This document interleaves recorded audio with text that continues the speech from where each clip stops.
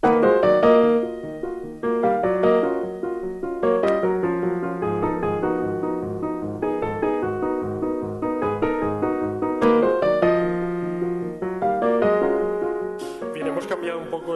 set este IKEA que tenemos para sentirnos menos como María Teresa Campos o lo que pueda ser. Seré muy breve porque vamos muy mal de tiempo por algún problemilla técnico. Había una ley no escrita según la cual pues siempre invitábamos a estas voces que estáis aguantando con tanto estoicismo, porque son muchas conferencias hoy y mañana, según la cual no invitábamos a ningún intelectual o artista español.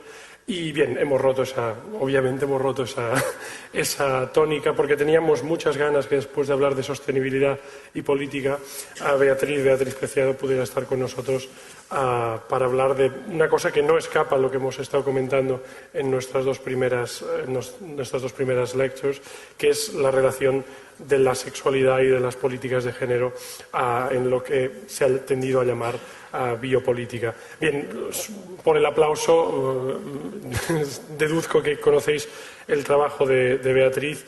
Yo bien recomendar una vez más podemos hablar, no es una buena palabra, una Biblia.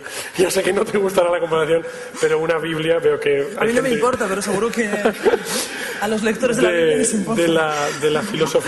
De la filosofía queer. El título a veces puede dar equívoco. Este es un libro de filosofía que no da consignas, al contrario, en este sentido no es un manifiesto, que apuesta por un gran sentido de la libertad y que ya sé que mucha gente lo critica, es muy divertido de leer, pienso yo. Beatriz hoy nos va a explicar con alguna ilustración que tendremos a nuestras espaldas. En eso sí que nos diferenciamos de un plato de María Teresa Campos, porque hay cosas que van a salir que no corresponden a un set de televisión, afortunadamente. Y Beatriz nos va a explicar pues cuál ha sido su trabajo en estos libros en torno a lo que hemos definido como sostenibilidad y arte, pero también podríamos haber definido como sostenibilidad y políticas sexuales o políticas de la sexualidad o biopolítica. Entonces, sin más preámbulos, te cedo la palabra. Muchas gracias por haber venido y luego estoy seguro que podéis preguntar también lo que queráis. Muchas gracias, Beatriz. Muchas gracias. Bueno, gracias, Bernat, por la invitación. La verdad es que llevaban invitándome varias veces desde Murcia. Yo estaba preguntándome qué diablos está ocurriendo en Murcia. Debe haber una agitación política, político-sexual extraordinaria que hace que estoy recibiendo invitaciones de este lugar del que no había oído apenas hablar. Y bueno, ya varias veces coincidió que no podía venir y tal, pero bueno, ya Bernat me insistió muchísimo y dije, bueno, pues me voy a rendir a la evidencia, tengo que venir y bueno, pues nada, estoy aquí y muchísimas gracias por la invitación, por haber venido. Y bueno, la verdad es que esto formaba parte de un festival de música y tal, que me parecía mucho más, por otra parte, jovial, ligero y tal y cual, y yo pensé, Dios mío, yo hablando aquí de biopolítica a las 12 de la mañana o la 1, ¿no? Al principio pensé en leeros una conferencia y tal, y pensé, no, imposible, ¿no? Esto hay que hacerlo en plug y veremos cómo sale, porque no puede ser, yo no os puedo leer aquí una historia sobre la biopolítica, ¿no? Entonces, más que nada, lo que pensé hacer es compartir con vosotros algunas de las hipótesis de investigación en las que he estado trabajando últimamente, que tienen que ver con ese ámbito de estudios y de reflexión que hoy se denomina teoría queer. Y que, bueno, me imagino que para muchos de vosotros es algo ya relativamente conocido, pero para otros no. Así que os diré simplemente os daré algunas pinceladas, una breve introducción a qué es esta historia que se denomina hoy teoría queer, que desde mi punto de vista es uno de los ámbitos de investigación realmente más innovadores y apasionantes, ¿no? Y que por el momento, por quizá falta de traducciones y falta también de trabajo en las universidades locales o en quizá los grupos activistas, son los que paradójicamente se están interesando más por la teoría queer, ¿no? Bueno, no paradójicamente, porque como veréis es en parte una teoría que también surge de los movimientos políticos, ¿no? Y que por tanto en parte tiene que ver con una politización del saber o con unas formas de activismo político que entran en la academia y deconstruyen los modos tradicionales de hacer ciencia, de pensar la objetividad, ¿no? Bueno, como sabéis, queer os digo esto porque me perdonáis aquellos que sepáis perfectamente qué es la teoría queer, pero me suele pasar, la verdad, cuando estoy en un contexto como este, quizá, que hay muchas personas que no han oído hablar de la teoría queer. Entonces yo empiezo directamente hablándoos de políticas transgénero y contra biopolíticas y vosotros decís, pero ¿qué es esto, no? Y así que, bueno, me permitís que os cuente más o menos qué es esto que hoy se llama teoría queer y que no es una teoría monolítica y unidireccional, sino que son un conjunto un ámbito crítico, un ámbito de estudios que corresponde a algo que podríamos llamar el feminismo postestructural o lo que le ocurre al feminismo cuando se encuentra con Foucault a partir de los años 70, ¿no? Eso sería la teoría queer, si queréis, desde un punto de vista crítico o intelectual, ¿no? Sería el impacto que produce la lectura de los textos de Foucault, sobre todo la historia de la sexualidad, pero también los textos en los que Foucault está hablando ya de su análisis biopolítico, y ahora os contaré algo sobre este tema. En torno a 1975-1976, por una parte se está produciendo una extraordinaria revolución política en los ámbitos del feminismo y los movimientos homosexuales, y por otra parte, fundamentalmente en las academias americanas, hay una forma de feminismo instalada que tiene que ver con fundamentalmente lecturas psicoanalíticas del feminismo y que realmente apuestan por un feminismo de la diferencia, un feminismo bastante esencialista en ese momento. Y aparecen en los instrumentos conceptuales que va a proponer Foucault en la historia de la sexualidad y en algunos otros textos, ¿no? Como los cursos sobre los anormales, los cursos sobre el nacimiento de la biopolítica, aparecen un instrumento absolutamente fundamental para desnaturalizar la noción de identidad sexual que el feminismo venía utilizando hasta ese momento. Pero no solamente el feminismo, sino también los movimientos homosexuales, ¿no? Pensad que, en principio, queer es simplemente una injuria. Es decir, el problema cuando decimos teoría queer en castellano es que no sentimos ni el choque político ni epistemológico de esta palabra, porque queer para nosotros no tiene ninguna referencia. Parece algo casi, si queréis, puede ser hasta una especie de artefacto chic, ¿no? O sea, hoy decís teoría queer y, bueno, parece que estás trabajando, no sé, podría ser física cuántica, ¿no? Bueno, pues teoría queer, no sé exactamente de qué puede ser, ¿no? Claro, si dijéramos teoría transgénero, boyera, marimacho, marica, trabajador sexual, seguramente empezaríamos a notar algunas de las fricciones que ocurren entre teoría y ese conjunto de expresiones que normalmente son injurias, que han sido utilizadas como injurias políticas, ¿no? Lo que ocurre con la palabra queer es algo absolutamente fascinante, porque imaginaos que queer es un insulto que en realidad lo que hace es sacar un cuerpo del ámbito de la esfera pública y designarlo como abyecto, ¿no? Es decir, designa ese cuerpo como no normal, como anormal, como patológico, como abyecto. A partir de ese momento, obviamente, sobre ese cuerpo se construye un saber, se construye una ciencia, una taxonomía que, como bien sabéis y como Foucault nos ha enseñado, tiene que ver con un conjunto de discursos psicopatológicos, jurídicos, que van a proliferar en el siglo XVIII y sobre todo en el XIX. Bien, pues lo que ocurre es algo absolutamente fascinante, es que a finales de los años 80, coincidiendo con la crisis del SIDA, un conjunto de microgrupos, y cuando digo microgrupos realmente estoy hablando de microgrupos, es decir, por eso nunca subestiméis la potencia de lo que estáis haciendo, porque 4 personas pueden cambiar todo. Eso es lo que ocurre en Estados Unidos a finales de los años 80, estos pequeños grupos diseminados en diferentes lugares de Estados Unidos, algunos de los cuales están ya trabajando en la lucha contra el SIDA de manera muy activa, y otros que son grupos como las Lesbian Avengers, otros pequeños grupos, lo que van a hacer es reapropiarse de esa injuria y utilizarla como un lugar de enunciación política. Lo que van a decir es, no somos gays porque no nos identificamos con un sector del mercado, no somos una identidad comercializable que pertenece a las sociedades neoliberales, eso sería la identidad gay, tampoco somos homosexuales, porque homosexual es el nombre, y ahora os contaré algo más, es una noción científica y jurídica, no somos una anomalía, una monstruosidad científica, nos vamos a identificar como queer. ¿Y qué es queer? Es una oposición radical a la norma. Y en ese sentido, si os dais cuenta, lo que está ocurriendo es que están demarcándose con respecto a las políticas de identidad tradicionales. Se trata de un giro, en realidad, posidentitario. Decir queer no es afirmar una identidad, decir simplemente soy gay, soy lesbiana y qué a gusto estoy de ser gay y ser lesbiana, ¿no? No, tiene que ver con una mirada crítica a todos los procesos de construcción de identidad. También la identidad lesbiana, también la identidad homosexual, también la identidad transexual. ¿Me seguís? Es decir, por lo tanto, no es tanto una identidad. A veces hay gente que en este tipo de reuniones y tal, siempre hay alguien que me dice, pero bueno, y yo soy queer, yo puedo ser queer, mi identidad es queer, ¿no? Porque ya os digo, claro, hay esta especie como ahora de nebulosa medio chic que hace que todo el mundo quiera ser queer de repente, que a mí me parece fascinante. Yo digo, realmente es la locura, ¿no? Ahora todo el mundo, bueno, no sé, la gente no sé si se apuntaría tan rápido al carro si dijéramos, pues no sé, pues soy degenerado o transgénero o puta o lo que fuera, ¿no? Seguramente, bueno, veo que habría por ahí...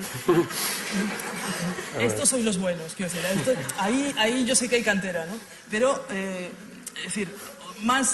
a veces más dudas surgen cuando de repente alguien te dice, bueno, yo soy queer, ¿no? La cuestión es que queer no es una identidad.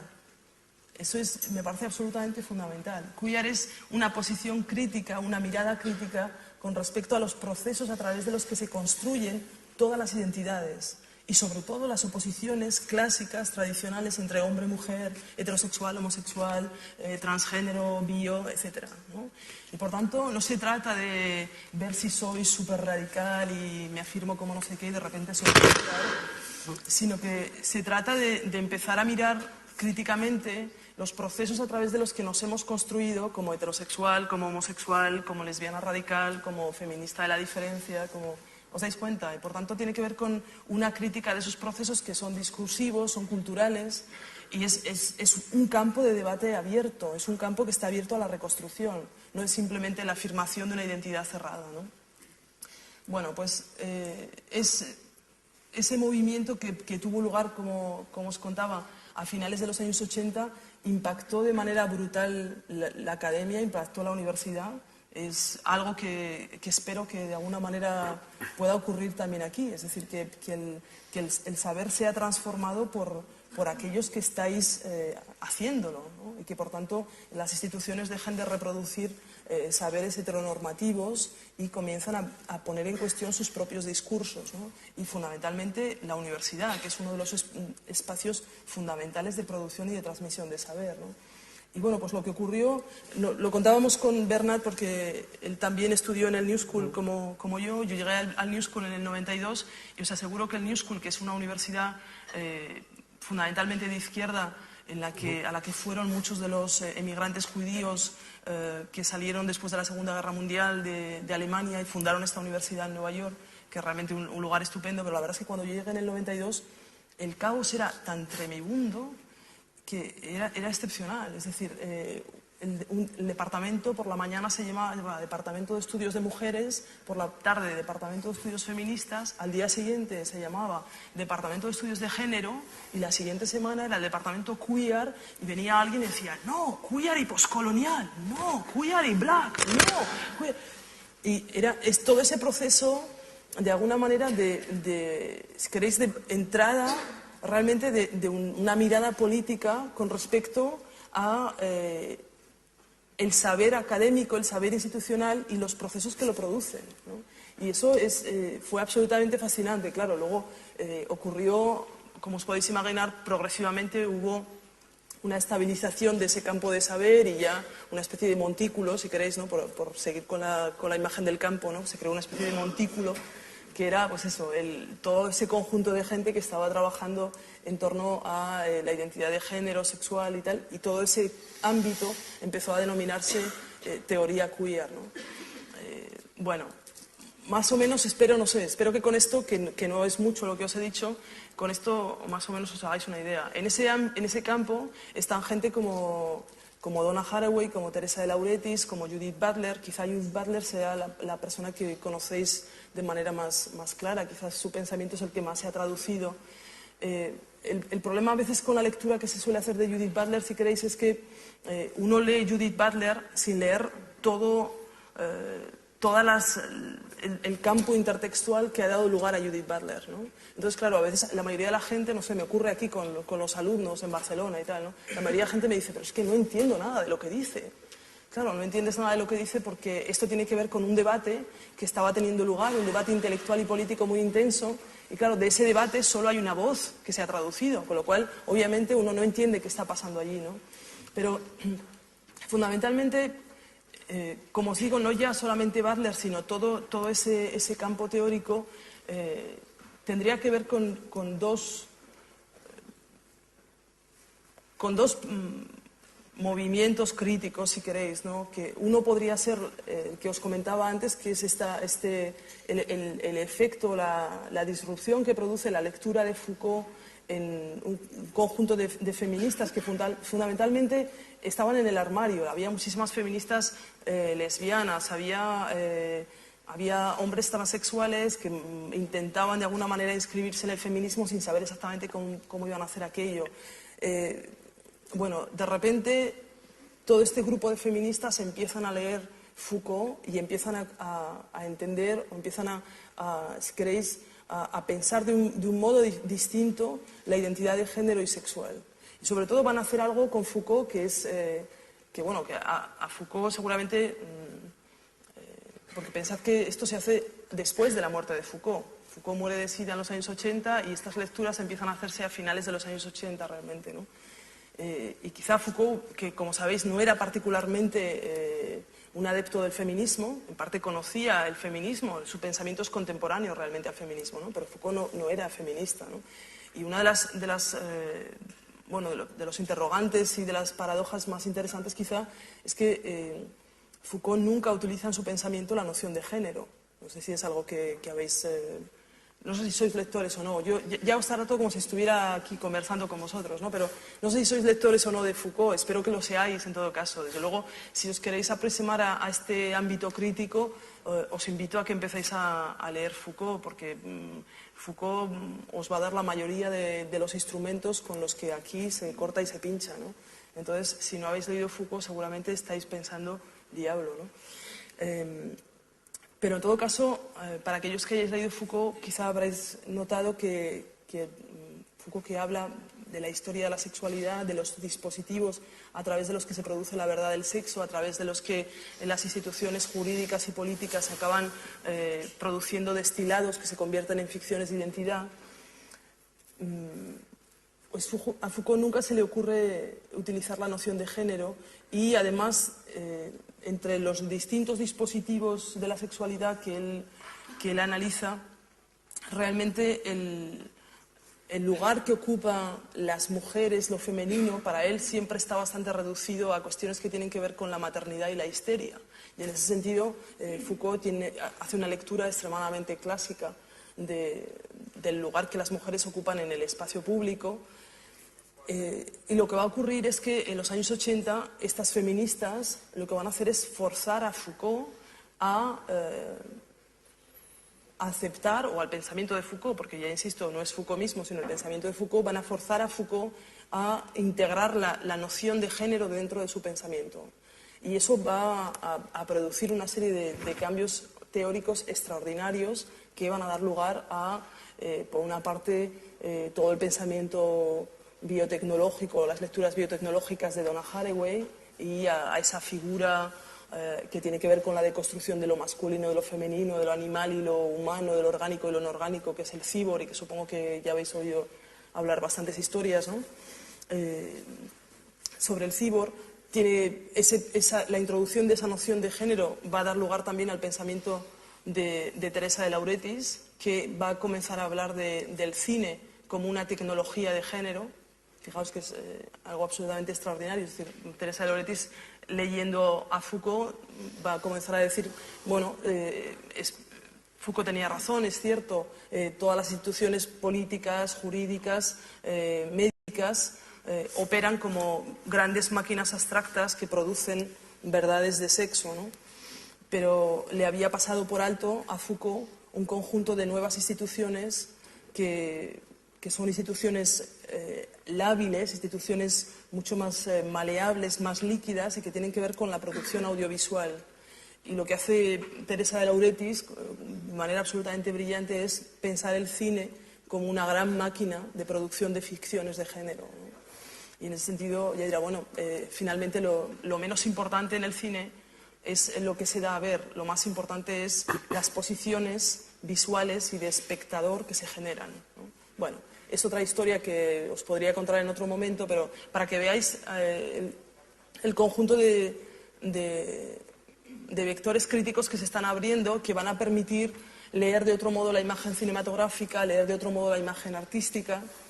Y por otra parte, aparte de Donna Haraway y de Teresa Lauretis, también en este ámbito está, como os decía, Judith Butler. Judith Butler, quizá de manera más creativa, lo que va a hacer es interpretar el género como una performance, pero no como una performance en el sentido teatral, es decir, más banal en que lo entendemos habitualmente, ¿no? Como si fuera una especie de caricatura, de disfraz o de teatro, ¿no? Sino como una serie de procesos rituales, performativos en el sentido de realizativos, es decir, una serie de procesos que no describen nada, sino que producen las realidades que dicen describir. Es decir, que, si queréis, el eje de la crítica de Butler precisamente tiene que ver con eso que estaba sucediendo con la palabra queer, que no es más que un ejemplo de los procesos de reapropiación y de producción de subjetividad que tiene el lenguaje. Lo que va a decir Butler es que las palabras o los enunciados de género, como por ejemplo es un niño, es una niña, pero igualmente es marica, es heterosexual, no tienen ningún contenido descriptivo, no tienen realidad, no describen nada, sino que son enunciados performativos, es decir, realizativos, que producen la realidad que dicen describir. ¿Vale? Bueno, todo esto, es decir, de nuevo, os estoy dando aquí, no sé exactamente qué. Me da la impresión que os tiro así de vez en cuando como algunas armas por ahí por allá. Digo, bueno, alguien cogerá alguna de estas y hará algo con ella, ¿no? Pero bueno, quizá para invitaros también a aproximaros a ese campo crítico y para que veáis cuáles son un poco las aproximaciones, ¿no?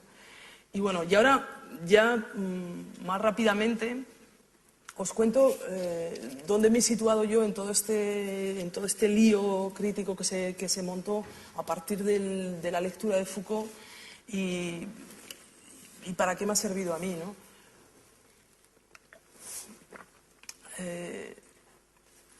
A mí lo que me interesaba en todos estos análisis críticos era la cuestión de cómo se produce la subjetividad y qué lugar ocupa el cuerpo en la construcción del género y de la identidad sexual. Porque lo que ocurrió a finales de los 90 en Estados Unidos es que a través de este análisis performativo se empezó a hablar muchísimo de lenguaje, pero se hablaba tanto de lenguaje que al final el género parecía algo totalmente abstracto, que iba volando para ahí, que era como una especie de enunciados performativos que no se sabía por dónde estaban, ¿no?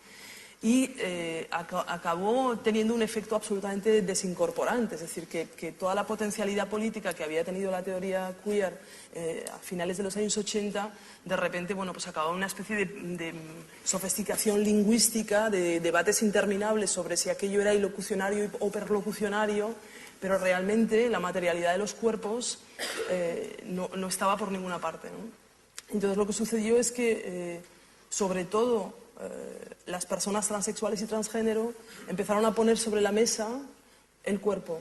Empezaron a decir, bueno, todo lo que queráis, aquí habrá performativos, realizativos, ilocucionarios, perlocucionarios, pero aquí hay cuerpos que sobreviven y cuerpos que son vulnerables y cuerpos que están amenazados. Y que en parte, a lo mejor, esto nos lleva a las cuestiones de sostenibilidad también, ¿no?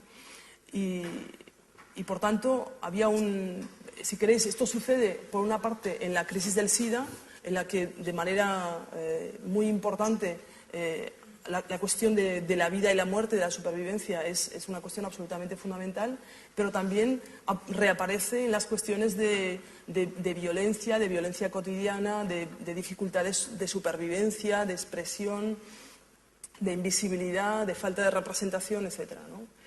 Y bueno, como sabéis algunos de aquellos que hayáis leído el Manifiesto Contrasexual, yo empecé a trabajar sobre el cuerpo y como en esa época estaba en un departamento de teoría de la arquitectura y de arquitectura con arquitectos, ¿no?, que habrá algunos por aquí hoy, ¿no?, pues a mí me ayudó mucho a pensar el género y la identidad sexual trabajar con arquitectos, porque en feminismo estábamos muy acostumbrados a decir que el género es una construcción social y cultural, ¿no? Esto es una cosa como que ya la decimos así, pero no tiene ningún significado, no sabemos qué quiere decir. Y claro, yo solo estaba contando allí a mis alumnos de arquitectura y mis alumnos me dicen, ¿pero qué tipo de construcción es?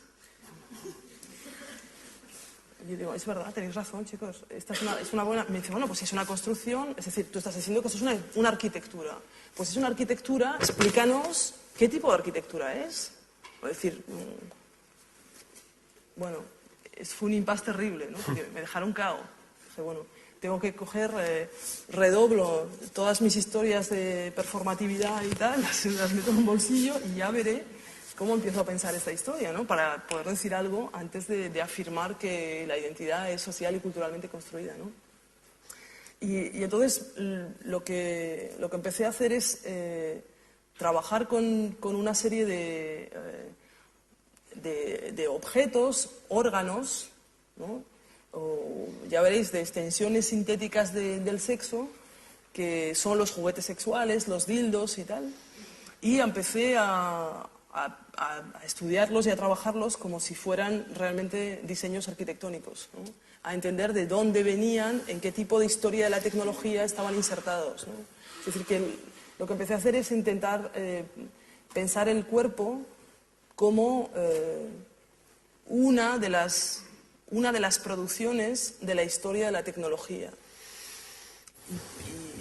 Y un cuerpo que se ensambla con órganos que no siempre son órganos que son sintéticos en muchos casos, ¿no?, o que se ensambla con un conjunto de prótesis que son prótesis audiovisuales o prótesis masturbatorias o de otro tipo, ¿no?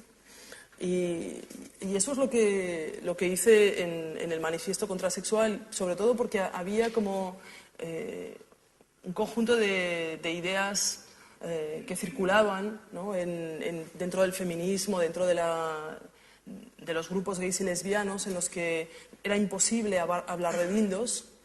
Cada vez que alguien hablaba de un dildo era la imitación del pene del padre, la representación, la inclusión del patriarcado en el cuerpo de las mujeres. Había ya toda una teoría que era una croqueta ya cocinada, que la sacabas así de un horno y ya inmediatamente ya sabías lo que era un dildo, ¿no?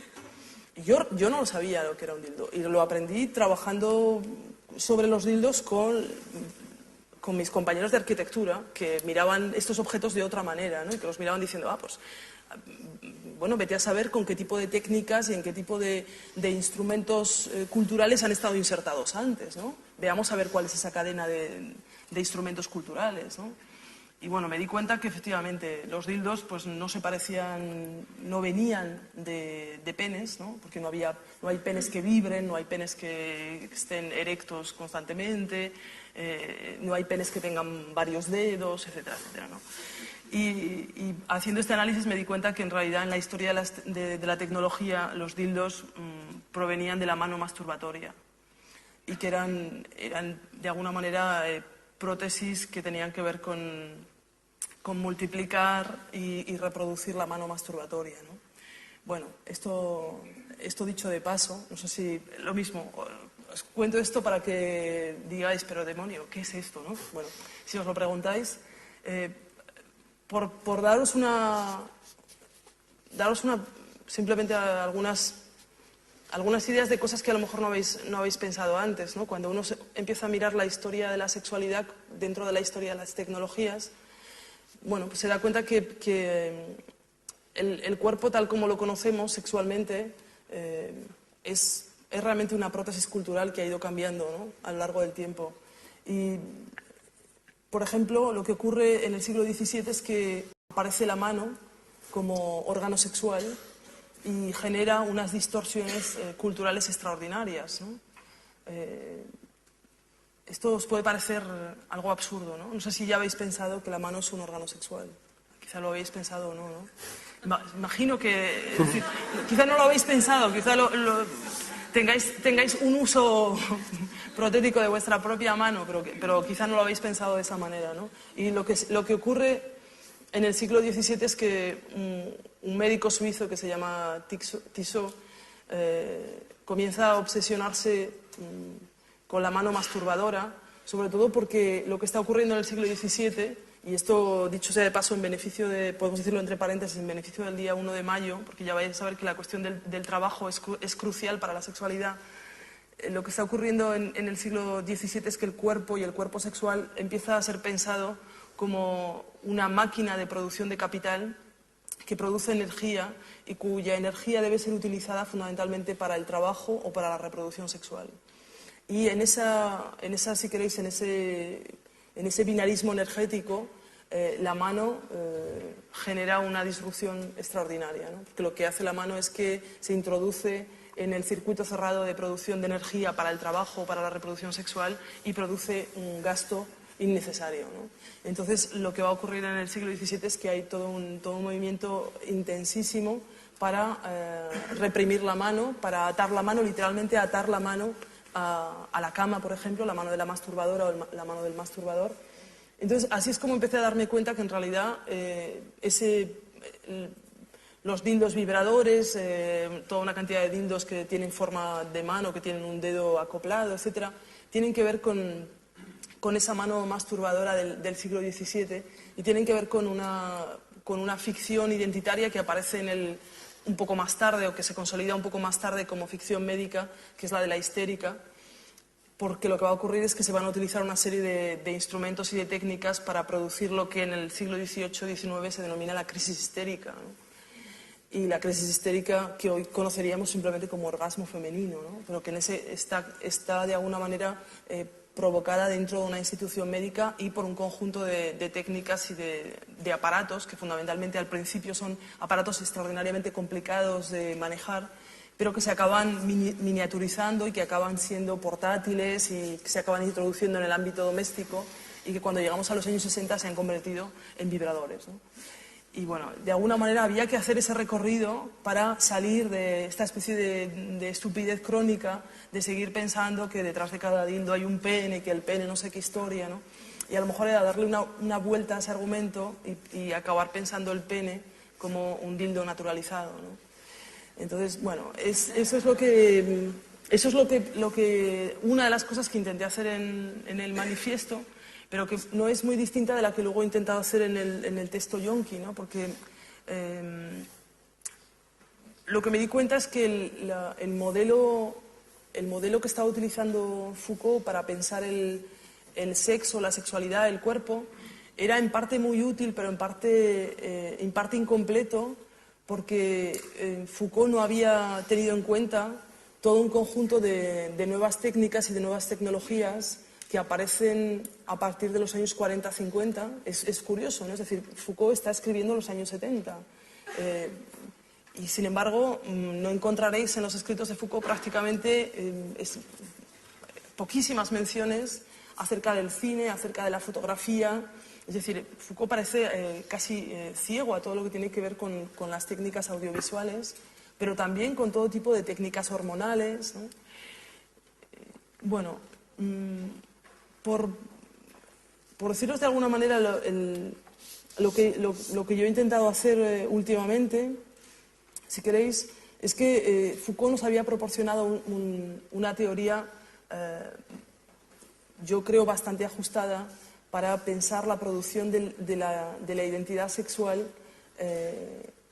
hasta finales del siglo XIX y principios del siglo XX, ¿no? Esa teoría, en parte, es la que él esboza en la historia de la sexualidad, pero en parte tiene que ver con ese nuevo modelo de poder que él está llamando biopoder, ¿no?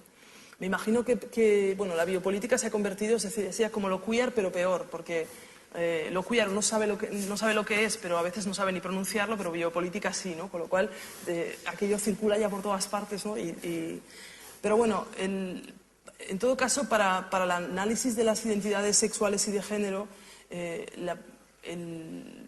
la teoría crítica de Foucault o su análisis del poder como biopoder es clave, ¿no? Porque lo que va a decir Foucault es que a partir del siglo XVIII-XIX el cuerpo y la sexualidad se convierten en el eje mismo de lo político.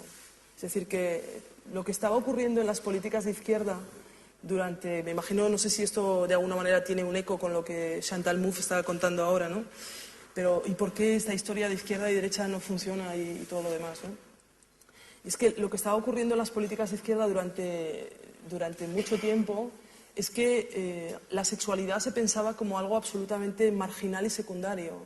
Es decir, la revolución era una revolución de clase y la sexualidad, y sobre todo lo que tuviera que ver con el feminismo, y ya no os digo nada, las revueltas homosexuales eran chorradillas o mariconadas, para decirlo de manera estricta, ¿no? Es verdad, es así como el debate se plantea en los años 70. En los grupos de izquierda en los años 70, los debates que tienen que ver con la sexualidad anal, con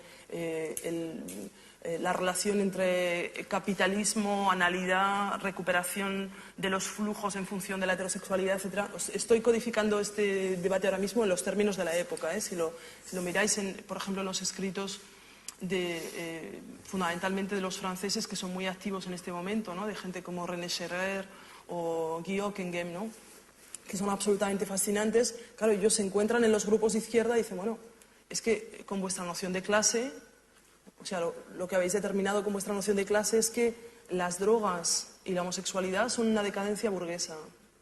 Y con esto se ha acabado toda discusión en torno a todo lo que tiene que ver con el feminismo y con la sexualidad. Con lo cual, primero hagamos la revolución de clase y luego ya se verá si viene por ahí, por el mismo camino, la igualdad de género y sexual. Es decir, es una cosa... ¿Os dais cuenta que ahí había algo? Es decir, había gato encerrado en la izquierda y sigue habiendo gato encerrado, ¿no?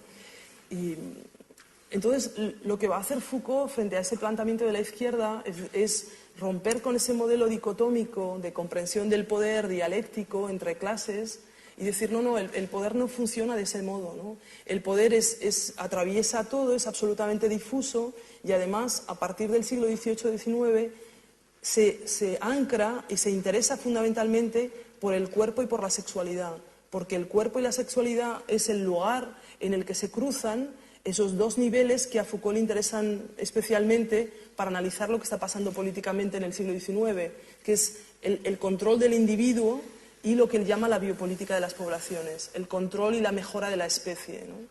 Y dice Foucault, ya no se trata de, a través de la ley, sancionar y quitar la vida, fundamentalmente lo que llevaba a cabo el poder soberano, ¿no? Que era un poder que tenía la capacidad de decidir sobre la muerte de los súbditos. Dice, ya no estamos en una configuración de poder soberano, estamos en una configuración de una forma de poder disciplinario, difuso, que atraviesa todos los espacios y que fundamentalmente se ancra en el cuerpo. ¿En el cuerpo por qué? Por eso, porque el cuerpo es como el nudo central en el que el control del individuo y el control de la especie se cruzan. Y por eso, precisamente, al biopoder le interesa el cuerpo, le interesa el placer, le interesa la sexualidad, ¿no? Bueno, podríamos pasar horas hablando de este análisis, que tiene muchísimos problemas y que es fascinante por otra parte, pero que creo que ha sido un útil político extraordinario, ¿no? Por una parte, para salir de esas dicotomías absolutamente binarias de la revolución en términos de clase. Como os dais cuenta, todo el análisis, por ejemplo, que tuviera que ver con subalternidad en términos de minorías sexuales, pero también minorías raciales, estaba absolutamente excluido de ese modelo de izquierda tradicional, y por tanto lo que hace Foucault es reactivar políticamente otros espacios que hasta ahora no estábamos mirando de manera política, ¿no? Pensábamos que el ámbito de la sexualidad era privado y que por tanto la política había que hacerla en otros lugares, ¿no? Y Foucault dice, atención, porque esos espacios que habéis pensado como privados en realidad son el centro mismo en el que lo público se construye, ¿no? Entonces, bueno, somos muchos los que estamos trabajando en ese espacio, ¿no? Desde gente como Tony Negri, gente como Brian Holmes, gente como Lazzarato, como Espósito, hay un montón de gente trabajando en ese ámbito. Lo que nos dejó Foucault es como un gran espacio de trabajo, ¿no? Como en francés diríamos un chantier, ¿no? Como un lugar en el que estamos ahí todos picando a ver si comprendemos algo de lo que está ocurriendo, ¿no? Y bueno, a mí algo lo que me empezó a suceder cuando empecé a trabajar en este campo de lo biopolítico y a interesarme por lo biopolítico es que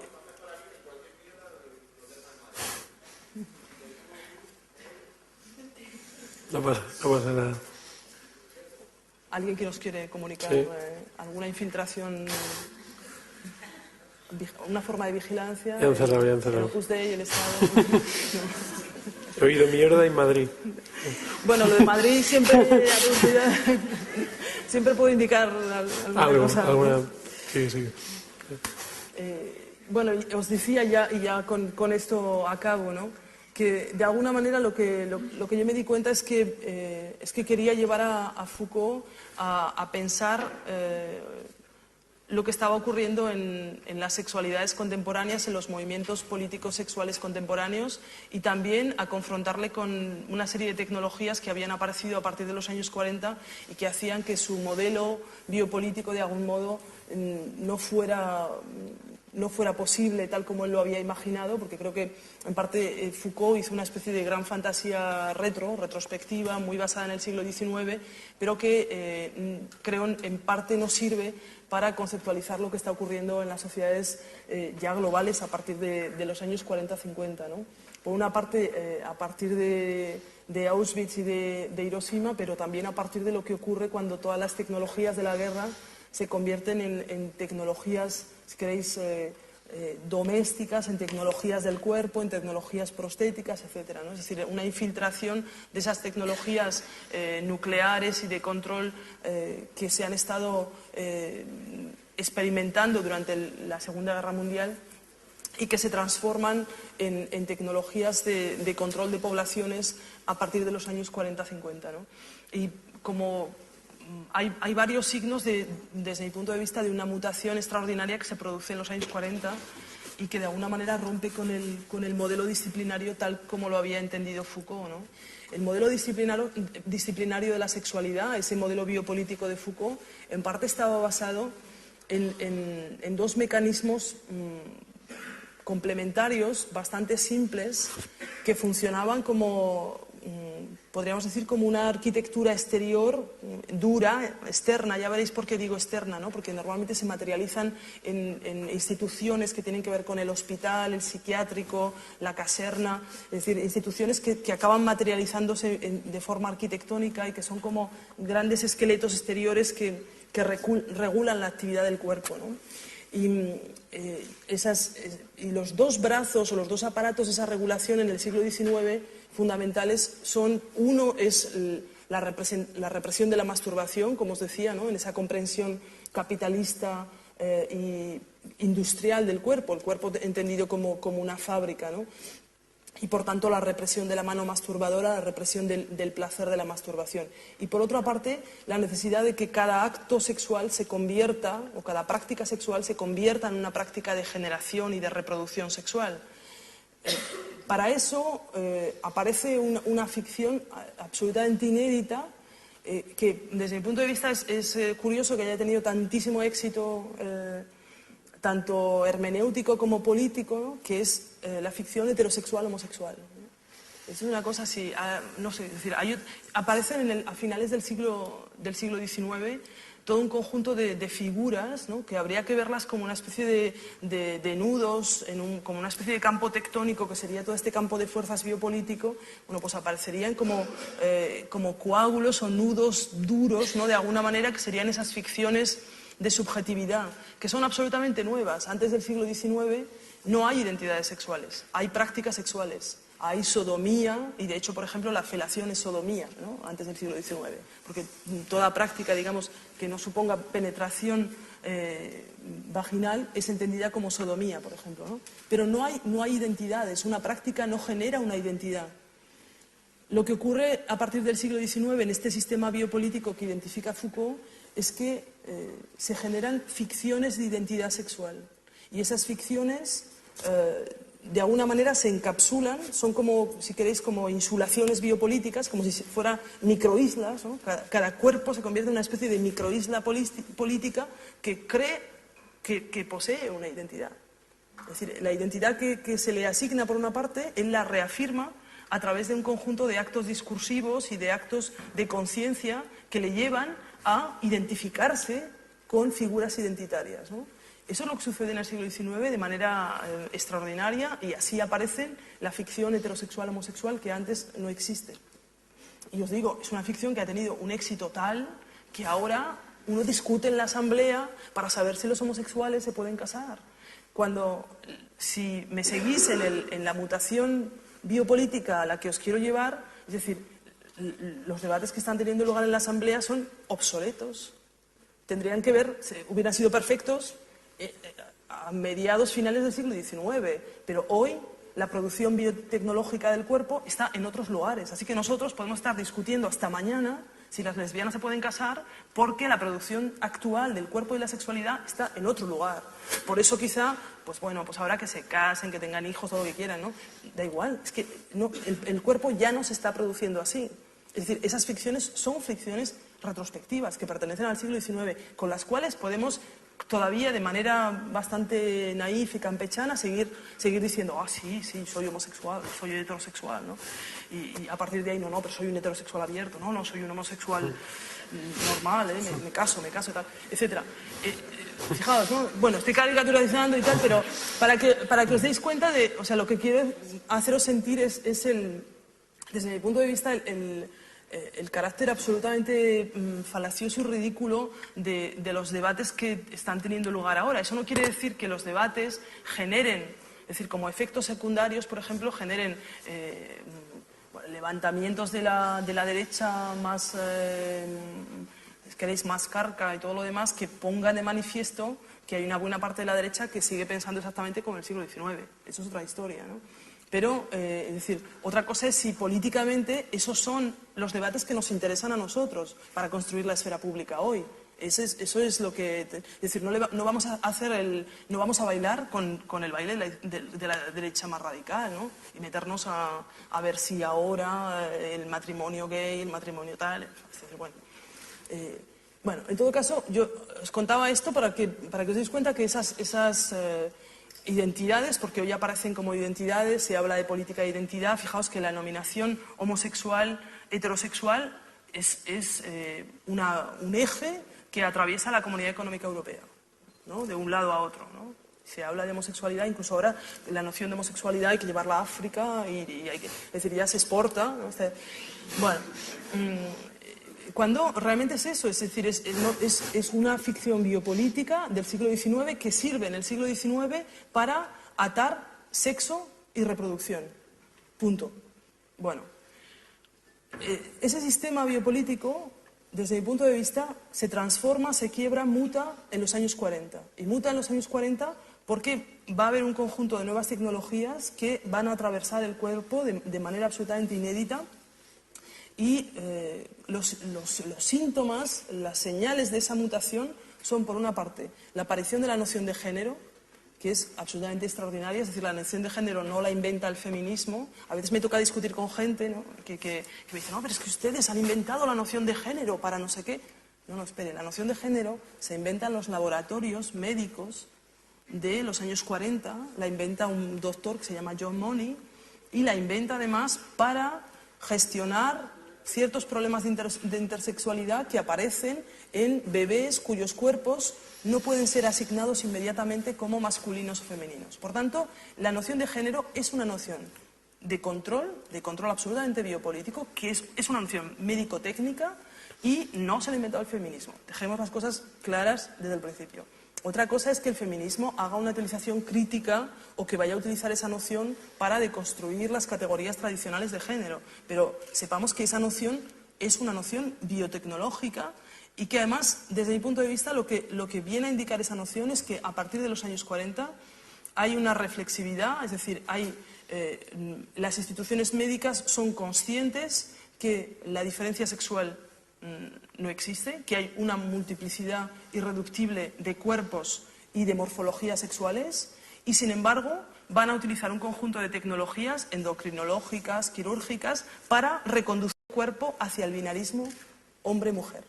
Es decir, fijaos que eso es algo, esto es lo que se debería estar debatiendo en la Comunidad Económica Europea. Esto se debería estar debatiendo si queremos seguir utilizando en los carnets de identidad hombre-mujer. Esa es la base de todo. Es decir, hombre-mujer en nuestro carnet de identidad deberíamos verlo exactamente de la misma manera que cuando vas a Grecia y ves que en el carnet de identidad pone ortodoxo. Es decir, bueno, ¿a qué corresponde ortodoxo? No es una condición biológica, no es que los griegos nazcan ortodoxos. No, es una condición política. Eso es lo que marca hombre-mujer en nuestro carnet de identidad. Si acabamos con esa nominación, las discusiones acerca del matrimonio heterosexual o homosexual habrán caído al agua, por su propio peso, porque ya no se tratará de casar a no sé quién y a no sé cuál, ¿me seguís? Es decir, y eso es lo que está generando a partir de los años 40 todo un conjunto de medidas que son mutilaciones médicas de cuerpos, que lo que va a ocurrir es que a partir de los años 80 van a recuperar sus archivos médicos, van a volver a las instituciones en las que fueron operados y decir, ¿pero qué ha pasado aquí? Yo no tengo... Me han amputado sexualmente, quiero saber qué ha pasado con mi cuerpo. Bueno, pues lo que ha pasado con su cuerpo es que fue diagnosticado según los criterios médicos de John Money como intersexual y en virtud de la integración en uno de los dos sexos se le amputó un micropene. Y ahora está usted, pues no tiene ovarios, no tiene tampoco pene, bueno, no le importa, usted ya verá. Apáñese como pueda, el caso es que se llama Mary y ya, con esto ya. ¿Os dais cuenta? Es decir, ahí se generan toda una serie de conflictos que la medicina resuelve a través de esta diferencia entre sexo y género. Es decir, y la noción de género, lo que quiere decir, cuando se habla de construcción de género, es porque realmente Money piensa que el género se puede construir hasta los 18 meses, de manera absolutamente plástica y maleable. Esto es así, es decir, Money lo está escribiendo y además este protocolo se aplica en todos los hospitales. Quiere decir que los que estamos aquí, intersexuales o no, somos efecto de estas formas de mirar el cuerpo, de estas formas de controlar el cuerpo. Y por lo tanto somos cuerpos Money, es decir, cada uno de nosotros, ¿no? Bien, esa, desde mi punto de vista, es una configuración radicalmente distinta a la que imaginaba Foucault para el siglo XIX. Por otra parte, va a haber algo también que a mí me sorprende que Foucault no fuera más atento, puesto que una de las cosas que realmente le interesaban era la biopolítica de las poblaciones. Y lo que va a ocurrir en 1947, un año después de la invención de la noción de género, es que Rock y Pincus descubren la utilización del estrógeno y la progesterona combinados para producir una píldora anticonceptiva. Y por tanto, la unión tradicional o esta continuidad, causalidad tradicional entre sexo y reproducción que se había establecido a través de esa ficción heterosexual, se rompe. Y se rompe además de manera molecular, micromolecular y técnica. Se rompe con algo que es decir, que ya no es una institución exterior al cuerpo, como era el hospital psiquiátrico, como era la prisión, sino que se rompe a través de una técnica miniaturalizada, doméstica, que se puede llevar en el bolsillo y se ingiere. Que además no solamente se ingiere, sino que esa técnica es incorporada y se convierte en cuerpo. Fijaos que estamos en otro modo de pensar el poder. Ya no se trata de que el poder esté difundido a través de todas las instituciones. No, es que ahora se trata de que estamos tragándonos directamente el poder, el biopoder. Con esto no digo que no es una cosa, no estoy haciendo aquí ningún tipo de paranoia horrorosa. Oh, Dios mío, me estoy tomando una píldora, estoy habitado por el biopoder. Es decir, habitados por el biopoder estamos todos. Lo que quiero decir es que antes habitábamos espacios que nos controlaban y ahora estamos habitados por ellos. Este es el cambio, ¿no? Estamos en una relación distinta con el poder. Entonces, a mí me parece muy bien que la gente tome lo que quiera. Yo tomo testosterona, otro toma estrógeno, el otro toma no sé qué. Genial. Pero lo mínimo, me parece, es ser consciente de las cadenas de significantes que tragamos cuando nos tragamos una píldora, ¿no?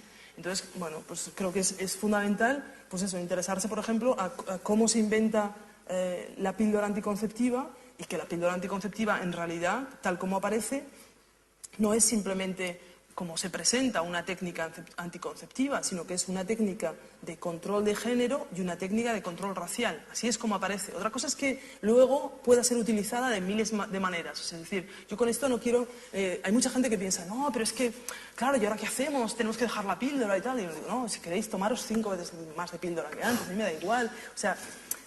No os estoy intentando convencer de nada, ni que os toméis la píldora, ni que no, ni lo que os estoy intentando decir es que estas microtecnologías son los nuevos modos a través de los que las ficciones de identidad se construyen.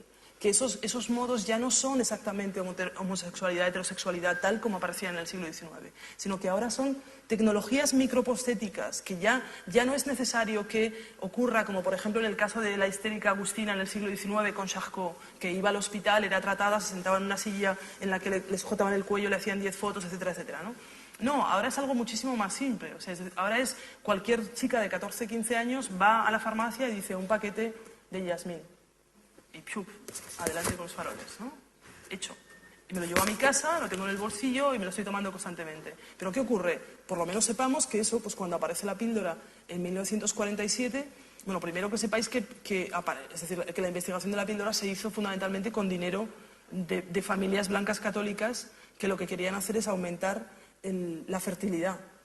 Y que por tanto fue una especie de efecto secundario inesperado, ¿no? De alguna manera. Es decir, no hubo un proyecto político para buscar la píldora, sino que, es decir, había un pequeño político. Sanger tenía un pequeño proyecto político, pero realmente cómo funcionó fue como suele funcionar las cosas, es decir, con gran pasta de la gente de derechas que al final se acaba yendo por otros lugares, ¿no? Con eso hay que decir que es bueno estar infiltrado en todos los sitios porque uno nunca sabe por dónde salta, ¿no?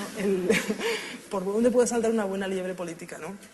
Pero es decir, cuando aparece la píldora, en primer lugar se va a experimentar en la isla de Puerto Rico. En la isla de Puerto Rico, no me extenderé sobre la cuestión de la isla, aunque ya os he contado que esto de la isla es muy importante porque la biopolítica necesita todo el tiempo hacer ficciones encapsuladas, ¿no? Individuos, islas, es decir, le gusta cerrar para poder subjetivizar, para poder generar interioridad, ¿no? Bueno, en todo caso, fijaos, se va a experimentar en Puerto Rico, ¿por qué? Bueno, primero porque dice Pincus, en Puerto Rico encontramos una jaula de mujeres domesticadas. Es así como están pensando la feminidad de mujeres negras, es decir, ¿dónde encontramos entre comillas, un zoológico, ¿no? Una jaula de mujeres domesticadas en Puerto Rico. Y además eso nos va a servir para controlar el crecimiento exponencial de la raza negra. Con lo cual, cuando aparece la píldora, es una técnica de control de raza. En segundo lugar, la píldora, cuando se inventa, la primera píldora elimina por completo las reglas. Y lo que ocurre es que esto genera una situación de emergencia en el ámbito médico americano, porque evidentemente lo que supone el final de las reglas es el final del mito de la feminidad y de la diferencia sexual tal como la está pensando Occidente hasta entonces, ¿no? Entonces, lo que ocurre es que el ámbito médico se reúne para decirle a Pincus, bueno, su píldora, no lo sé, vamos a ver qué hacemos con ella, pero, entre tanto, invente otra que produzca ficciones reguladas de regla, que produzca sangrados mensuales que se parezcan lo más posible a la regla. Vamos a ver si, a partir de ahora, las mujeres van a pensar que esto, es decir, que son iguales que los hombres. Y es así, la píldora que la mayoría de la gente toma es esa píldora que produce ficciones de reglas. A todo el mundo le dicen, dejas de tomar la píldora y tienes la regla. No, dejas de tomar la píldora y hay un sangrado técnico que tú lees como regla y sigues diciendo, ay, qué mujer tan completa y maravillosa soy, y todo el resto de historias, ¿no? Es decir, perdonadme porque soy así, ¿no? Que tengo ese carácter, ya lo veis, ¿no? Pero no, es por deciros, ¿por qué os digo esto de esta manera, ¿no? Porque a mí me gusta trabajar con la historia y con nuestra historia política de este modo, ¿no? Es decir, tenemos que leer nuestra historia política si queremos entender qué nos está pasando, en qué tipo de ficciones identitarias nos estamos convirtiendo, ¿no? Si no, seguiremos repitiendo los bla blas, que si el feminismo no sé qué, que si la homosexualidad no sé cuál. Bueno, miremos un poco a los procesos que nos construyen como cuerpo, ¿no? Bueno, por deciros, solamente estos dos elementos y otro tercer elemento, que es la aparición de la pornografía como técnica telemasturbatoria, es decir, como técnica audiovisual, que son frente a ese tipo de poder disciplinario que entendía Foucault y que, veis, tenía estas características mucho más severas, era bastante rígido, duro, institucional, tenía que ver con estas arquitecturas exteriores y tal. El poder farmacopornográfico es guay. Es que, decir, este es el problema, es guay. Entonces, ya no es disciplinario, es fármaco pornográfico, es tóxico y es caña. Entonces, explicarme cómo vamos a hacer esta historia de luchar contra este tipo de poder, ¿no?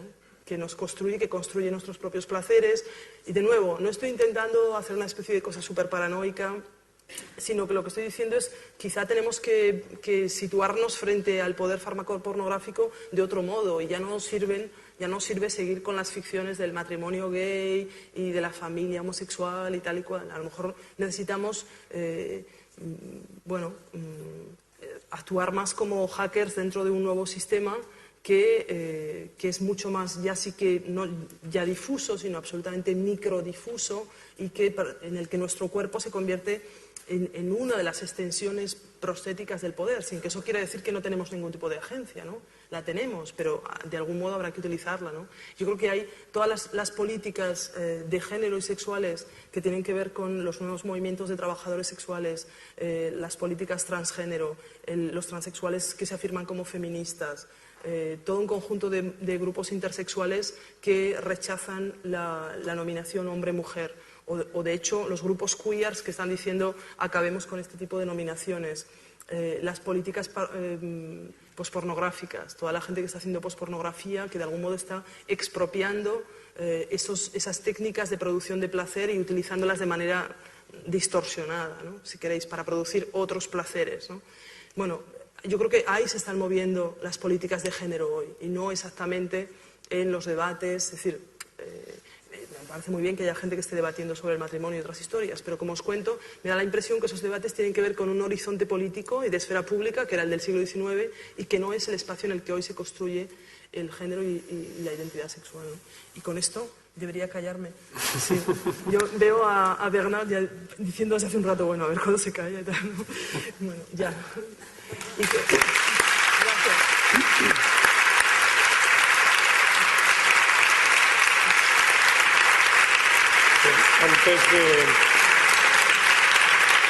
Antes de darle la voz a ellos, yo te quería preguntar, porque si no luego reviento, a principios del Manifiesto Contrasexual, en uno de los primeros postulados, apuestas por un proceso terapéutico, dices, o propéutico de deslocalizar las zonas sexuales de la heteronormatividad, es decir, olvidarse de esta omnipresencia del pene y de la vagina y apostar por otras partes del cuerpo en la línea que antes hablabas de la mano, como órganos por decirlo en pedante, de deslocalización sexual. Yo creo que los tiros, si seguimos deslocalizando el cuerpo, pueden llegar a un punto en donde realmente el biopoder y los discursos sobre los diferentes órganos que tenemos sean tan bestias que realmente tengamos mucho más discurso sobre el cuerpo que noción de nuestro propio cuerpo. No sé si me sigues. Te lo digo porque ahora, al final de tu charla, pensaba realmente, tras la etapa porno guay que también describías,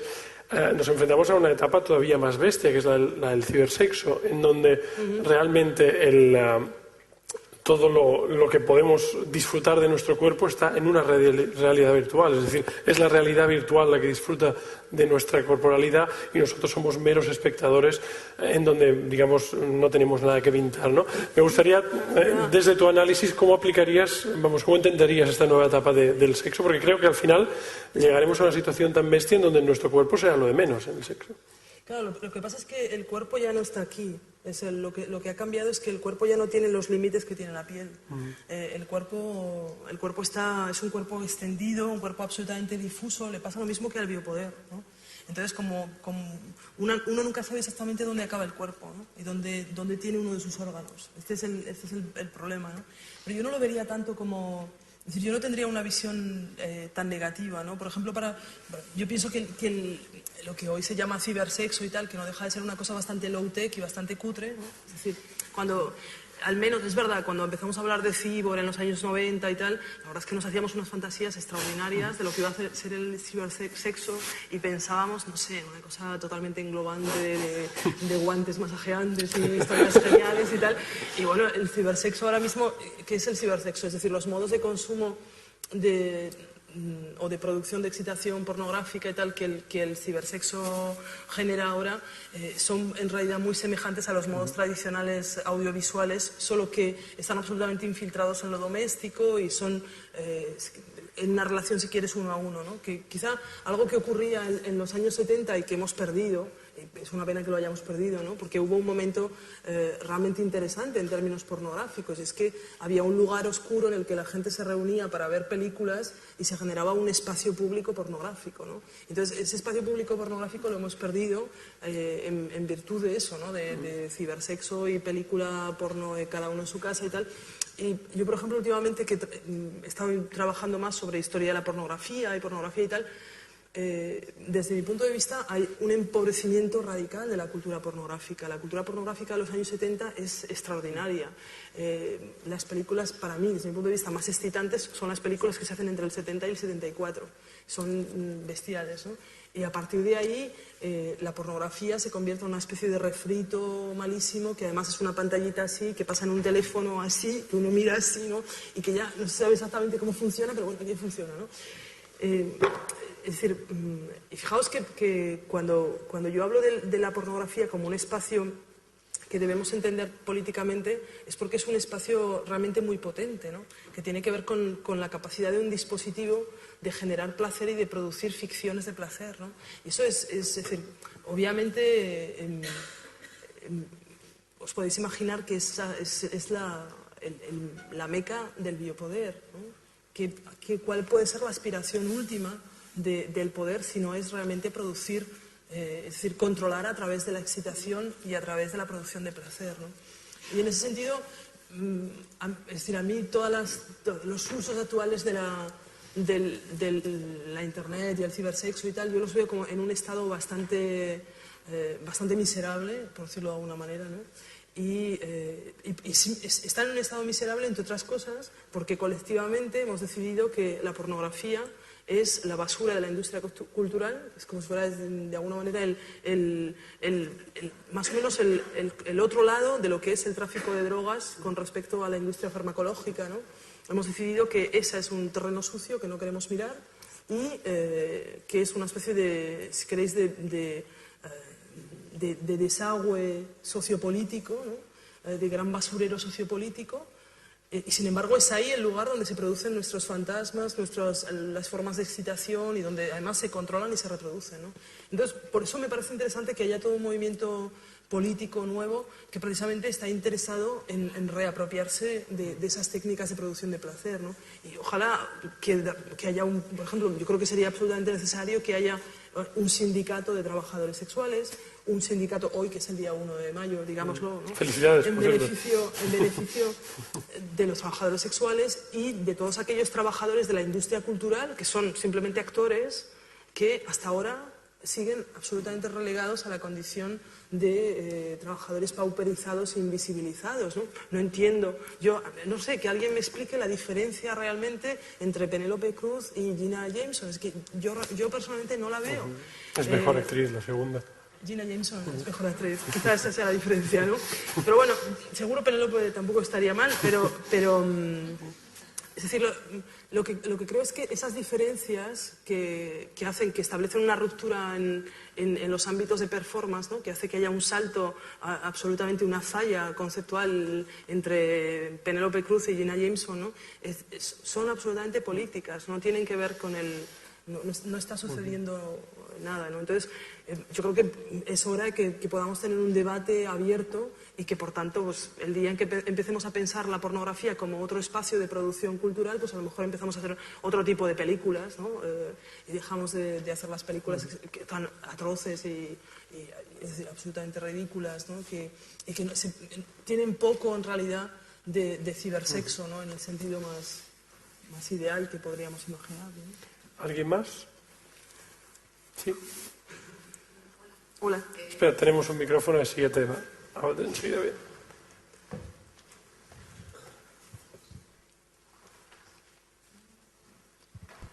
Hola, solo te quería hacer así una pregunta, porque no sé si no lo he entendido bien o algo así.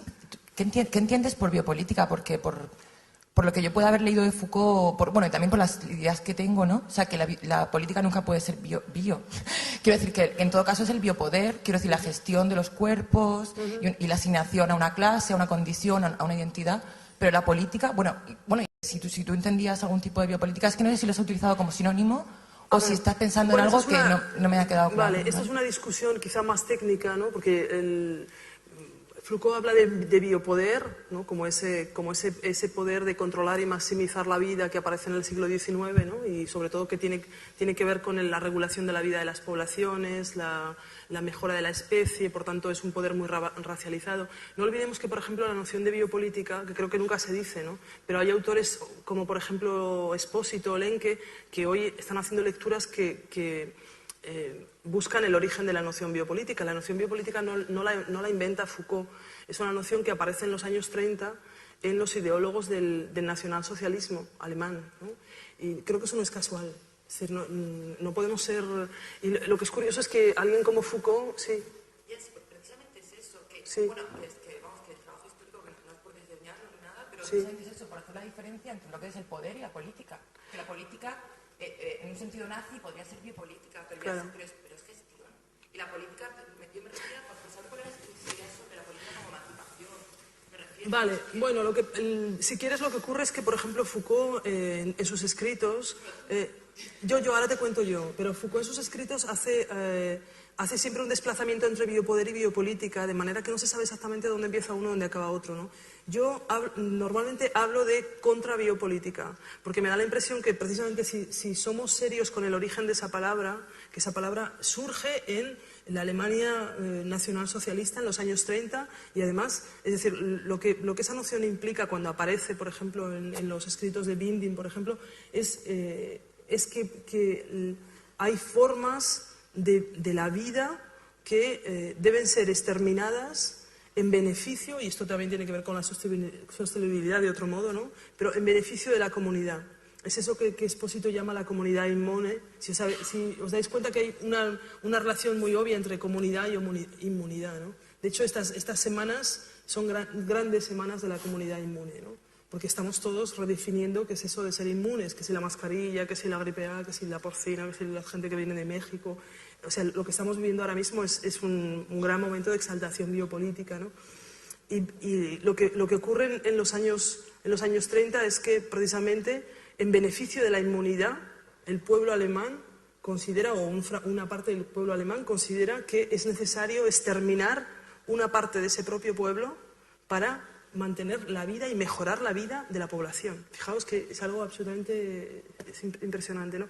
Y la noción de biopolítica surge así, y como una noción racializada, ¿no? Entonces, yo creo que aunque en Foucault hay un desplazamiento, y por ejemplo, si leéis a otra gente como Brian Holmes, por ejemplo, él hace una diferencia entre el biopoder sería el poder biopolítico, si quieres, y la biopolítica como las formas de resistencia al biopoder. Yo prefiero utilizar contrabiopolítica como formas de resistencia al poder y a la biopolítica, porque me da la impresión que esa noción de biopolítica está históricamente muy cargada y que la carga tiene que ver con la normalización, la regulación de formas de desviación frente a la norma Y por tanto, si leéis mis textos y tal, veréis que, por ejemplo, cuando yo hablo de las políticas queer, las caracterizo como contrabiopolíticas. De hecho, por ejemplo, yo creo que sería interesante que empezásemos a pensar el feminismo en su conjunto. Es decir, el feminismo, tal como lo conocemos, aparece en parte durante la Revolución Francesa y es estrictamente contemporáneo de la aparición de formas de biopoder tal como las caracteriza Foucault y formas disciplinarias, ¿no? Y yo creo que el feminismo es uno de los primeros discursos contra biopolíticos, en realidad, ¿no? Lo mismo le ocurre a los movimientos de lucha por la liberación de los negros, a los movimientos de descolonización. Los podríamos releer hoy como movimientos contra biopolíticos, ¿no? Yo te diría, si me permites, sí. como la biopolítica sería como una falacia, porque la política, porque sería como decir que la política siempre es una especie de acción del gobierno, y eso no es una política, una política por rescatarla, sí. son las políticas públicas de la comunidad, ¿no? Sí. Público, pero antes de que se convierta en gobierno. Gobierno ya gestión, ¿no? Es como un paso ya más allá. Yo te diría que contra biopolíticos, si hacemos caso a ti que me interesa la historia, que también, Sí. contra biopolíticos al final sería decir política. Quiero decir que sería volver otra vez a la política. Claro, por supuesto. Claro que sería... Claro que sería decir político, es decir... No, lo que pasa es que yo creo que los prefijos nos ayudan, si quieres, nos ayudan a definir campos de acción, ¿no? Creo que cuando decimos político el campo es tan amplio. Por supuesto, pero justamente por eso me parece que, es decir, por ejemplo, yo creo que podemos hablar de políticas queer. Yo hablo de políticas queer, de políticas transgénero. Obviamente que, desde mi punto de vista, ese es el campo realmente de lo político, ¿no? Las biopolíticas, realmente, de hecho, por ejemplo, como Foucault las definía, eran como el gobierno de los cuerpos libres, ¿no? Efectivamente, ese es un campo relativamente restringido frente al lugar en el que se produce eso otro que en realidad las formas de gobierno no pueden totalmente encapsular, que es la vida, ¿no? Pero aún así, creo que me parece interesante que precisamente esa noción surja durante los años 30, que sean las formas de poder más intensas que estamos conociendo durante finales del siglo XX y principios del siglo XXI, y que por tanto eso genera respuestas nuevas, ¿no? Es decir, que ya no podemos seguir pensando la política... Quizá la debemos pensar de nuevo con Aristóteles, pero no la podemos pensar simplemente como Aristóteles, no la podemos pensar simplemente como el espacio de la comunidad, como el ágora, porque ese espacio ahora está trufado de figuras que aparecen como biológicas o que se presentan como naturalmente verdaderas, ya sean esas ficciones, es decir, hombre, mujer, heterosexual, homosexual, pero que pueden ser también discapacitado, normal, seropositivo, no, etcétera, ¿no? Vamos a dar otra palabra. ¿Alguien más? Sí, allá arriba.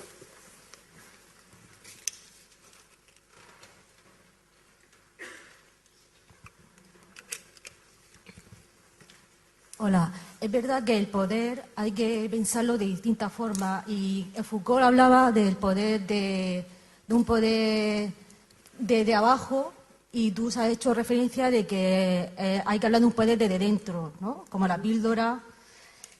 Y me gustaría saber qué reflexión, qué clase de identidad crees que va a poder surgir con el avance tecnológico de la nanotecnología, ¿no? Pequeñas máquinas espaciales por nuestro cuerpo que dicen que van a generar pues una forma nueva de control. No se sabe si se va a seguir, porque ahora hay un cierto respeto hacia la salud médica, ¿no? De no saber tu historial clínico y que eso puede ser una forma de discriminación laboral, ¿no? De repente que tú vayas y ya te puedan decir, pues tú tienes predisposición al cáncer, por ejemplo, no te seleccionamos, ¿no? Predisposición al cáncer, ¿no? Por ejemplo, al sí. cáncer, vale. Y ya no te seleccionamos, ¿no? Y así otra serie de prejuicios y de formas de control, ¿no? ¿Y qué piensas tú sobre eso? Si has pensado... Bueno, la nanotecnología en realidad si miramos ese cambio digamos, de lo disciplinario a lo farmacopornográfico, lo que está ocurriendo es un proceso constante de miniaturización de las técnicas de poder, ¿no? Que se vuelven introspectivas, se vuelven hacia el propio cuerpo y se miniaturizan hasta que se confunden con él, ¿no? Yo creo que de algún modo en realidad si quieres, es como que el éxito mayor del biopoder sería precisamente camuflarse en cuerpo, ¿no? No poder ser identificado como instrumento de poder y por tanto volverse tan pequeño que sea indiferenciable del cuerpo, ¿no? Algo así como si uno, es como yo pensaba la píldora, ¿no? Es como si uno se hubiera tragado un panóptico o como si uno se hubiera tragado una institución hospitalaria, ¿no? Y la llevara incorporada, ¿no? Y fuera trabajando dentro, ¿no? Lo que pasa que para mí el miedo de todo esto es que hagamos una lectura excesivamente paranoica, ¿no? Porque creo que también tenemos que pensar el cuerpo como un espacio de potencialidades, ¿no? Porque es decir, yo creo que no podemos tener una lectura unidireccional frente a la técnica. Es decir, no es que el cuerpo esté aquí y sea maravilloso y perfecto y natural y luego esté la técnica que es malísima y se infiltra en el cuerpo, ¿no? Es que el cuerpo es ya uno de los constructos biotecnológicos más complejos, ¿no? Y por tanto el cuerpo técnica está lleno de potencialidades políticas, ¿no? Entonces, por ejemplo, sabéis que cuando se inventa la píldora, por ejemplo, hay una joven americana que en principio es un chico, un biohombre, lo que yo llamo un biohombre, es decir, un cuerpo al que se le ha asignado género masculino en el nacimiento, y lo que hace es este chico, que quiere ser chica, lo que hace es empieza a robarle píldoras a su madre de su armarito y se las empieza a tomar cuando tiene 13, 14 años, ¿no? Para cuando tiene 16, todo el mundo dice, wow, este niño es rarísimo, este niño, wow, va al médico y el equipo de Stoller, que es, como sabéis, uno de los equipos fundamentales que va a conceptualizar la intersexualidad y la transexualidad, le diagnostica intersexualidad y le acaban operando para hacerle una vaginoplastia. ¿Me seguís? Bueno, ¿qué ha pasado, no? Lo que ha pasado, bueno, este chico se llama Agnes, o esta chica se llama Agnes, y a mí me gusta siempre mirar a Agnes, ¿no? Como esa especie de cordero que se infiltra en la manada de los lobos, ¿no? Es decir, Agnes es un chico que está en su casa y que ve a su madre sacar píldoras del armarito y dice, pues yo también, ahí voy, chicos. Es decir, lo que va a hacer es un uso copyleft, un uso libre, un uso terrorista, si queréis, o desviado de esas tecnologías de poder, ¿no? Es decir, las tecnologías no existen fuera de la relación que establecen con el cuerpo.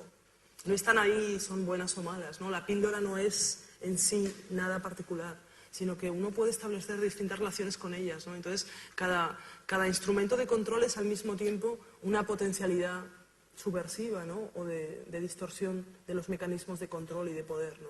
Por lo tanto, es decir, quizá las formas de control hoy sean más sofisticadas, pero nuestras posibilidades de pervertir, subvertir esas formas de poder también lo son, ¿no? Por eso yo no querría no querría tener esa especie de lectura, digamos, tremendamente paranoica y que diría, no, ya está claro, ¿no? Con el poder fármaco-pornográfico ya no podemos, ahí que ya calmados aquí todos y ya con esto, ¿no? No, es lo contrario, es decir, es cómo vamos a imaginar la acción política desde un poder que tiene que ver con nuestro propio placer, nuestra propia identidad, que genera formas de representación que ya no son únicamente discursivas, sino que son corporales, que pasan por el cuerpo, ¿no? Tenemos tiempo para una pregunta o dos, porque nos tenemos que ir rápidamente, por lo tanto las doy y preguntáis, una por aquí, y luego Miguel por ahí Ángel. también. Sí, adelante. Espera, que te dan el... Bueno, primero que yo estoy encantada de tenerte aquí, o sea, y si estuviese todo el día hablando no nos cansaríamos. No pidas perdón por cómo eres, porque no, a mí me encanta cómo eres. Y no sé, yo creo que muchas veces, bueno, pues alguna gente, yo y alguna gente que nos hemos juntado para reflexionar sobre teoría queer, yo reconozco que empecé por ti, a partir de ti fui a Judith Butler y al resto, quizás porque yo considero importante, y hablándolo con otra gente, el tema de contextualizar. Pues no sé, toda la idea de luego las representaciones de biopoder, creo que pueden ser generales, que hay unos conceptos que sí que son generales, pero que en cada sitio hay una forma determinada de poder, de lo normativo también puede ser distinto, y es importante contextualizar, y quizá a lo mejor como era lo más cercano, a lo mejor simplemente por ser, bueno, por igualdad de idiomas, ¿no? O por realidad de vida, ¿no? Yo lo que creo que es muy importante, y a mí me gustó mucho cuando surgió el tema del concepto queer, y no entendí por qué enseguida se hizo una apropiación de la identidad con ese concepto, porque me parece, y no sé, me gusta haberlo escuchado y que es así, que precisamente lo que trata de romper es el tema de apropiarse una identidad. O sea, y es verdad que está muy, muy de moda el tema de identificarse como queer.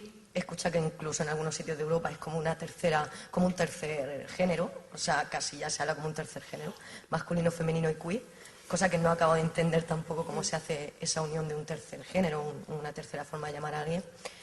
Y no sé, me parece interesante el tema de cómo surge el concepto para precisamente ir en contra de eso, o sea, como ser un concepto performativo.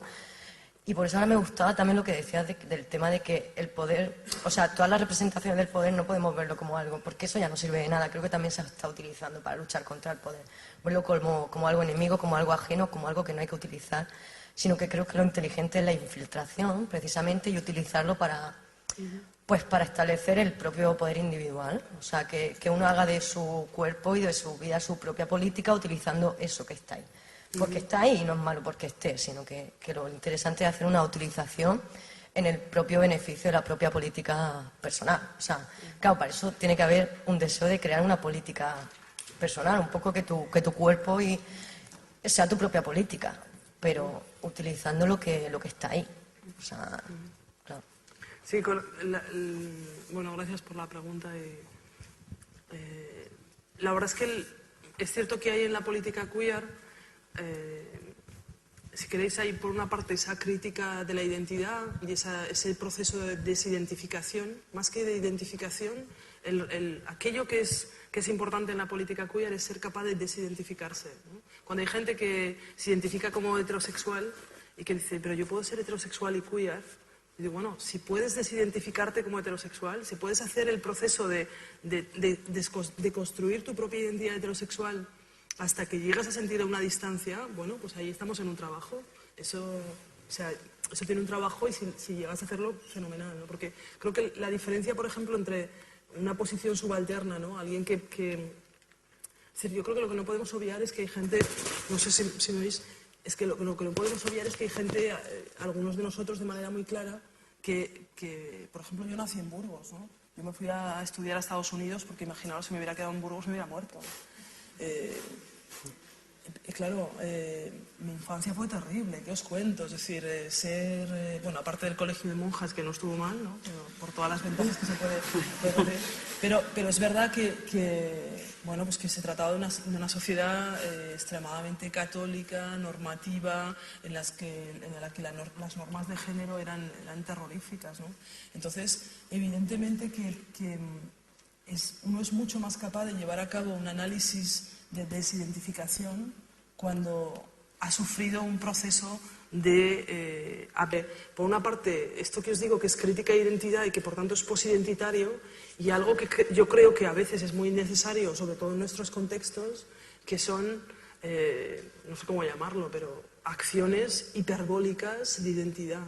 Es decir, como actos hiperidentitarios, pero que obviamente son ficticios. Es decir, ¿qué estoy haciendo yo? Miradme cómo estoy. ¿Qué os estoy diciendo todo el tiempo?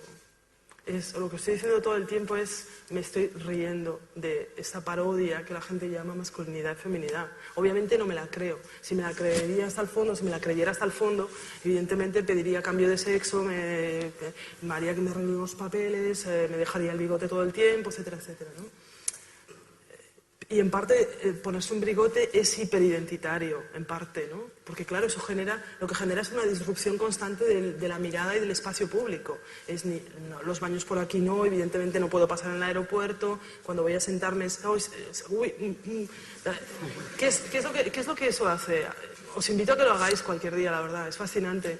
Lo que eso hace es que uno vea el espacio lleno constantemente de regulaciones de género. Todo el espacio saturado de regulaciones de género. Es imposible, no puedes sentarte en un lugar sin que alguien haga... Hay veces que incluso doy una conferencia y a mí se me olvida si ese día tengo bigote o no. Y hay gente que me dice, no, es que usted cuando se pone el bigote, o cuando se deja el bigote, mientras que para mí es algo que pertenece a ese conjunto de formas en las que yo me desidentifico de eso que me ha sido asignado, que es mujer, ¿no? Porque no me lo creo, como tampoco me creo la ficción ser hombre, ¿no? Entonces, con eso a lo que me estoy refiriendo es que hay usos estratégicos de la identidad, pero usos estratégicos. Una cosa es un uso estratégico y otra cosa es un uso normativo de la identidad. Otra cosa es el catecismo homosexual. Y te voy a explicar yo a ti lo que es ser homosexual y el gimnasio y el tal y no sé qué y el que no sea como tal, no, y este no, el otro no sé qué, no, y aquí, y los emigrantes no, porque esto no, a ver si, no, esta gente contamina y tal aquí. Es decir, lo que ocurre es que se generan otro tipo de normas dentro de esas identidades que aparentemente son subalternas, ¿no? Pero se generan normas y exclusiones que son raciales, que tienen que ver con la discapacidad, que tienen que ver con la clase, con la pobreza, con la precariedad, etcétera, ¿no? Entonces, yo creo que es a eso a lo que tenemos que estar atentos, ¿no? Y luego, claro, en espacios que son hiperidentitarios, en el sentido en el que son absolutamente normativos y muy heterocentrados, hombre, algunos buenos actos de disrupción nunca vienen mal. Es decir, usos estratégicos de la identidad, por supuesto, ¿no? Creo que son necesarios para que cambiemos la mirada. Bueno, tenemos que dejarlo aquí porque necesitan la sala para otros menesteres. Pero podéis consultar a Beatriz cualquier cosa fuera. Gracias. Gracias por vuestra presencia. Y solo un recordatorio. Gracias a vosotros.